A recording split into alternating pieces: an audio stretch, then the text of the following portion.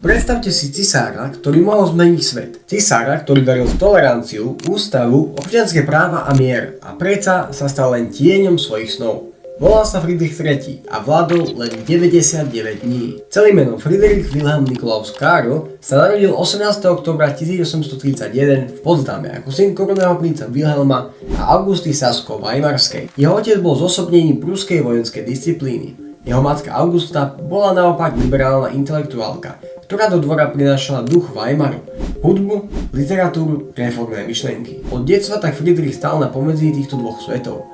Militaristického autoritárskeho otca a kultúrneho liberalizmu matky. Študoval históriu, filozofiu a politické vedy na univerzite v Bonne, kde sa formovalo jeho presvedčenie, že monarchia by mala byť ústavná, nie absolutistická. Ako Hohenzollern musel vstúpiť do armády. Už 10 rokov bol zapísaný do vojenských zoznamov a postupne získaval hodnosti. 1864 vojna proti Dánsku. Friedrich preukázal odvahu, no vyjadril odpor k samotnému konfliktu. 1866 Prusko-rakúska vojna.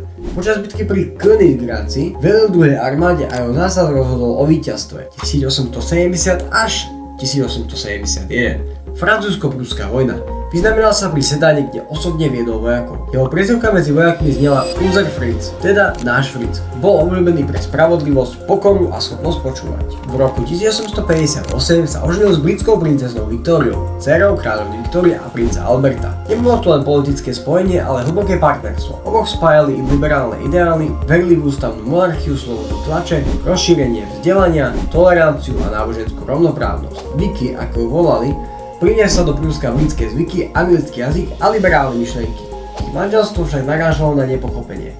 Na dvore boli vysmievaní ako anglickí snílkovia. Spolu vychovali 8 detí, vrátane budúceho cisára Wilhelma II. Ako však už vieme, ten ich hodnoty odmietol a stal sa úplným opakom svojho otca. Friedrich nebol len liberálom v politike, ale aj v osobnom živote. V roku 1880 sa s manželkou zúčastnil na bohoslužbe v berlínskej synagóge. Na verejnosti odsúdil antisemitizmus ako hanbu našej doby. Jeho otvorené postoje však vyvolali pohoršenie u konzervatívnych elít. A dokonca aj u jeho otca. Najväčšou prekážkou jeho snov však bol kancelár Otto von Bismarck. Friedrich ho otvorene kritizoval za obmedzovanie slobody tlače, autoritatívne praktiky a bezohľadnú mocenskú politiku. V roku 1863 na oficiálnej recepcii v Danzigu dokonca verejne protestoval proti Bismarckovým represívnym opatreniam, no ako korunný princ nemal moc konať. Musel čakať na deň, keď nastúpi na trón. Koncom roka 1887 sa objavili vážne zdravotné problémy. Krapot, bolesť v hrdle.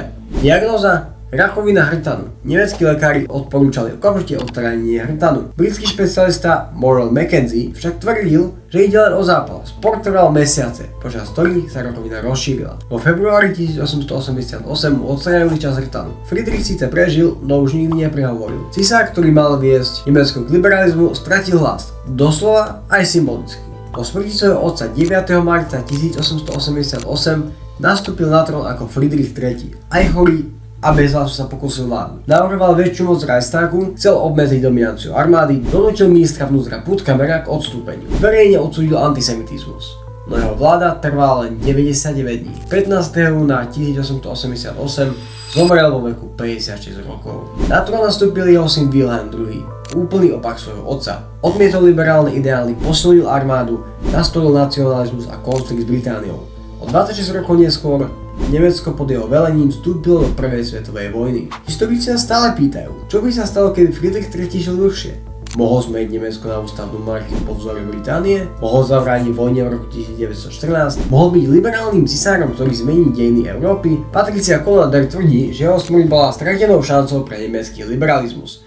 Naopak, iní historici upozorňujú, že jeho moc by aj tak obmedzovali Bismarck a konzervatívne elity.